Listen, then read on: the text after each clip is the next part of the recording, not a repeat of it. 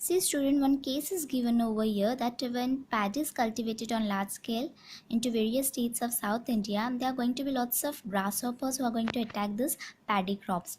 So whenever into the paddy field, you will notice that there are some frogs, there are large number of frogs also present into the paddy fields, and then these frogs will eat the grasshoppers. Then the frogs are going to be eaten by the snakes, so you can find the snakes also around the paddy field. Paddy means rice.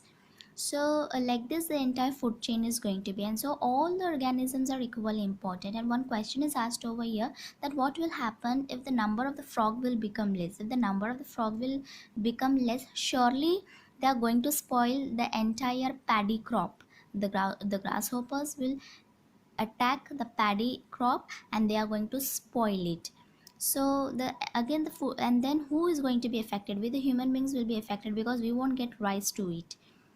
So like this, each and every organism into the environment is important. So this is known as interdependence of one organism on the other organism. So this is a part of the food chain itself. So the entire ecosystem, it consists of all the abiotic components and the biotic components, and then these are abiotic are further classified, then biotics are further classified into producers, animals and decompose, and all the components are equally important. So we have to, and then like this there are lots of ecosystem. There are artificial ecosystem which are made up by the man. Then there are terrestrial ecosystem which consist of land, forest, desert.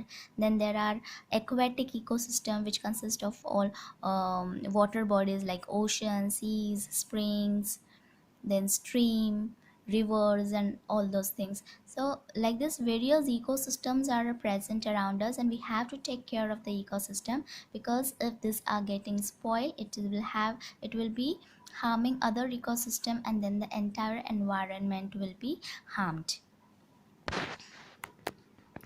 Now how should we, and what is the relationship between environment and the ecosystem? Now it is a broad concept. Environment is a broad concept, and all the physical, chemical and the biological factors are makes up the environment. The physical factors will include the air, temperature, water vapor, soil, minerals and so on. Chemical factors will include all the foods, organic and the inorganic foods, and biological factors, all the living organisms, right from the insect till the huge animals. So all those are equally important. Then there are two main types of environment. One is natural environment and another is artificial environment. Now, we know that natural environment is made up by the nature itself, and while artificial environment is made by the man. Then natural environment will consist of air, atmosphere, water, land and living organisms. Continuous interaction occur between biotic and the abiotic factors. That means the biotic and abiotic factors have their interaction with each other, and because of that the life goes on and the environment is made. Then artificial environment is also affecting the natural environment directly or indirectly. So environment consists of two basic factors, that is biotic factors and the abiotic factors, as I've taught you into the chart. So abiotic factors, that means the living factors. Abiotic factors, that means the non-living factors. So environment will consist of many ecosystems. So our earth is the largest ecosystem, and then I've taught you that like that there are so many ecosystems which are present around us, which consist of all the biotic and the abiotic factors, and they comes into a particular geographical area, and there is a need to take care of each and every factor present into it, and then only the environment can be managed.